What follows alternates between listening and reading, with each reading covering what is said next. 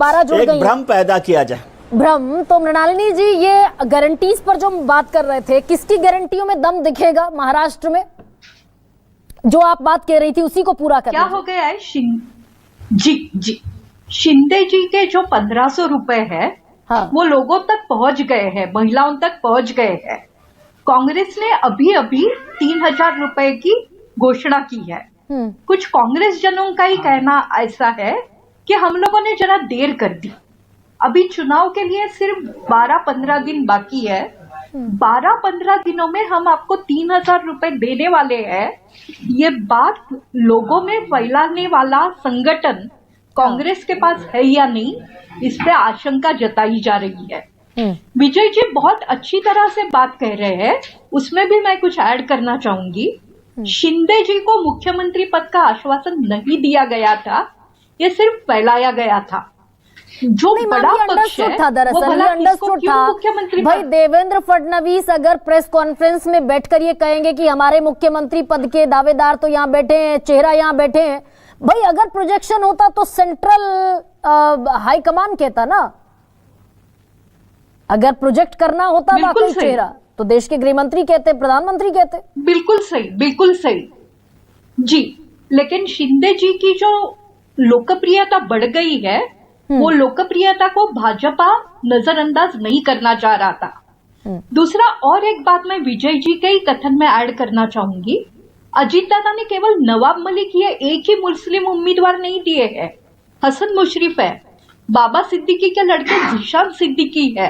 हाँ। और पूरी तरह से एक ऐसा प्लान बनाया गया है कि इन लोगों के कारण कुछ महाविकास आघाड़ी का वोट कट के अगर मिल जाए, क्योंकि एमआईएम नहीं चल रहा है, कांग्रेस और उद्धव ठाकरे छोड़ के मुस्लिम वोट कहीं और गया तो उसका महायुति को लाभ होगा। नहीं, लेकिन लोकसभा चुनाव में मृणालिनी जी ये भी साबित हुआ कि भाई मराठा खड़ा है शरद पवार के साथ। 10 में से 8 सीटें, सबसे ज्यादा स्ट्राइक रेट लोकसभा में। 4 सीटों पर लड़े अजीत पवार, मात्र 1 सीट निकाल पाए। और तय कर दिया सुनेत्रा पवार और सुप्रिया सुले के इलेक्शन फाइट ने भी कि भाई शरद पवार के साथ खड़ा है। हाँ, शरद पवार जी के साथ मराठा तो थे ही, हाँ। बल्कि एक उनके साथ में लोगों की एक सहभावना थी कि आप उनके घर में कुछ दरार लाने की कोशिश कर रहे हो, उनको भटकती आत्मा कह रहे हो, तो वो जनता को अच्छा नहीं लगा था। लेकिन अभी शरद पवार जी के जो नुमाइंदे हैं, वो कुछ जगह तक सीमित है। वहां पे उनका स्ट्राइक रेट अगर अच्छा भी रहता है तो भी अजीत दादा के साथ जो आए हैं वो एनसीपी के असरदार सरदार है। उनका अपने अपने कॉन्स्टिट्यूएंसी में बहुत अच्छा नेटवर्क है। उनको हराना कोई बहुत आसान बात नहीं है। लोकसभा का गणित बड़ा होता है, विधानसभा का बहुत सेंटर्ड होता है। शुगर फैक्ट्रीज रहती है, उसकी राजनीति रहती है। नहीं, लेकिन शरद पवार ने एक इमोशनल कार्ड भी खेलने की कोशिश की ना मृणालिनी, जल्दी से उसका असर भी बता दीजिए, फिर अनुराग और विनोद जी। हाँ भाई, शरद पवार ने वहीं पर बारामती में ही एक इमोशनल कार्ड भी खेलने की इसीलिए कोशिश की क्या कि आखिरी चुनाव है, अब आगे लड़ूंगा नहीं जानता। कल शरद पवार जी ने जो एक साक्षात्कार दिया है, उन्होंने कहा है उसमें कि मैं बिना प्रचार किए या बिना राजनीति के कुछ नहीं कर पाऊंगा, मैं एक्टिव नहीं रहूंगा, इसका मतलब मैं छोड़ दूंगा ऐसा नहीं। अच्छा, दूसरा शरद पवार जी की जो रणनीति है, उन्होंने बहुत अच्छी कॉन्स्टिट्यूएंसी चुनी है।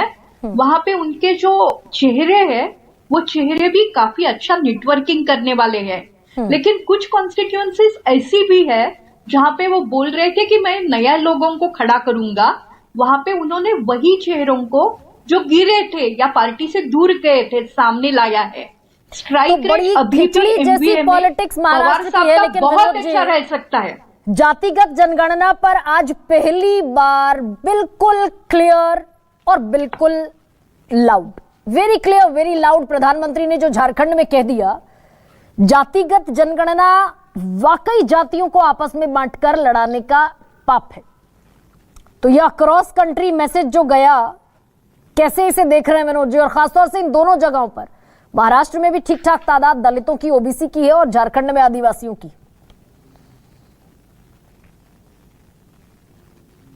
ने जो कहा है ये एक बड़ा जोखिम लिया है भारतीय जनता पार्टी ने, क्योंकि जाति जनगणना को लेकर के भारतीय जनता पार्टी तय नहीं कर पा रही थी कि वो साथ में खड़ी हो या उसके खिलाफ खड़ी हो। यहाँ तक कि राष्ट्रीय स्वयंसेवक संघ की जो नागपुर में बैठक हुई थी, वहाँ भी प्रेस कॉन्फ्रेंस में उनके प्रवक्ता ने कहा था कि अब जाति जनगणना के विरोध में नहीं है। लेकिन आज जब प्रधानमंत्री ने कहा कि जाति जनगणना का मतलब जातियों को लड़ाना है, तो एक तरह से उन्होंने साफ कर दिया कि फिलहाल केंद्र सरकार जो है वो जाति जनगणना कराने नहीं जा रही है, जो जनगणना 2025-26 में होनी है। तो एक तरह से घोषणा ही है, क्योंकि प्रधानमंत्री जब बोल रहे हैं तो इसका मतलब भारत सरकार का वो की राय है, भाजपा की नहीं, भारत सरकार की राय हो जाती है। तो ये एक बड़ा जोखिम लिया है ऐसे समय जब राहुल गांधी अपनी हर सभा में संविधान और जाति जनगणना को सबसे बड़ा मुद्दा बना रहे हैं। तो अब ये देखना है महाराष्ट्र का जो है, झारखंड से ज़्यादा इसका महाराष्ट्र पे असर पड़ेगा, क्योंकि जो अभी मृणाली जी ने कहा बिल्कुल मैं सहमत हूँ कि महाराष्ट्र जो है वो सिर्फ हिंदुत्व की भूमि नहीं है, वो पिछड़ों के उभार की भी जमीन है। शिवाजी महाराज जब थे तो उन्होंने जो साम्राज्य स्थापित किया था उसमें सबसे ज़्यादा भागीदारी तो पिछड़ों की थी। वहाँ से महाराष्ट्र में जो मराठा साम्राज्य था वो पिछड़ों के उभार की बात करता है। ज्योतिबा फुले, शाहू जी महाराज, बाबा साहब भीमराव अम्बेडकर और बहुत सारे विद्वान यहाँ पर हुए और समाज सुधारक हुए। तो महाराष्ट्र में एक समानांतर सामाजिक न्याय की धारा भी चली है। तो सामाजिक न्याय बनाम हिंदुत्व, ये लड़ाई महाराष्ट्र में होती जा रही है। और ये देखना, क्योंकि प्रधानमंत्री जी ने एक लाइन ले ली है तो अब विपक्ष को मौका और मिलेगा। आप देखिएगा इसके जवाब में राहुल गांधी क्या कहते हैं, खड़गे साहब क्या कहते हैं, ये उत्तर प्रदेश तक जाएगा क्या, और क्या कहते हैं। ये मैसेज निश्चित तौर पर जाना चाहिए उत्तर प्रदेश की 9 सीटों पर उपचुनाव में भी।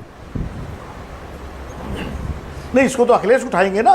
हाँ। उनका जो पीडीए है उस पीडीए को मजबूत करने के लिए अखिलेश सबसे ज़्यादा इस बात को कहेंगे, क्योंकि जाति जनगणना तो खाली राहुल गांधी का ही मुद्दा नहीं है, ये तो पूरा जो मंडलवादी पार्टियां हैं, वो चाहे नीतीश कुमार हों, चाहे और तेजस्वी यादव हों, अखिलेश यादव हों, मायावती हों, चिराग पासवान हों, हाँ। ये जितने मंडलवादी पार्टियां हैं, सामाजिक न्याय की पार्टियां, उन सबका मुद्दा है जाति जनगणना। तो अगर जाति जनगणना जितने, लेकिन फिर यहाँ से, लेकिन विनोद जी, एनडीए के जितने, अगर आज ये बहुत क्लियर स्टैंड के तौर पर सामने आए, जिसकी और ये बड़ा चिर प्रतीक्षित एक क्लैरिटी थी जो रिक्वायर्ड थी, नीडेड थी जातिगत जनगणना पर, भाई कराएंगे, तारीख नहीं बताएंगे। तो एनडीए के जितने सहयोगी हैं, उत्तर प्रदेश के 3, बिहार के 3 और महाराष्ट्र में भी जितने सहयोगी हैं, अगर जातिगत जनगणना नहीं होगी तो फिर इन सबका स्टैंड क्या आगे भी बढ़ती हुई ये रेखा नजर आएगी? फिर सारे पक्ष में खड़े होते। देखिए, जो सहयोगी हैं एनडीए के, अभी उनकी स्थिति ये नहीं है कि वो विद्रोह करके, विरोध करके एनडीए से बाहर आ जाएं। वो सत्ता का जो चुंबक है वो विचार के चुंबक से ज़्यादा बड़ा है आज की तारीख में। तो वो बात तो करते रहेंगे अलग अलग कि हाँ, हम जाति जनगणना के पक्ष में हैं और हमारी सरकार और मोदी जी के नेतृत्व में देश का विकास, इस तरह की तमाम गोलमोल बातें वो जलेबी बनाते रहेंगे। लेकिन सरकार से या एनडीए से बाहर आएंगे, मैं ऐसा नहीं देखता। वो सरकार के साथ ही अभी रहेंगे। और जो मुख्य 2 बड़े घटक हैं, नीतीश कुमार और चंद्रबाबू नायडू, उनको भी सत्ता में साझेदारी, हिस्सेदारी चाहिए।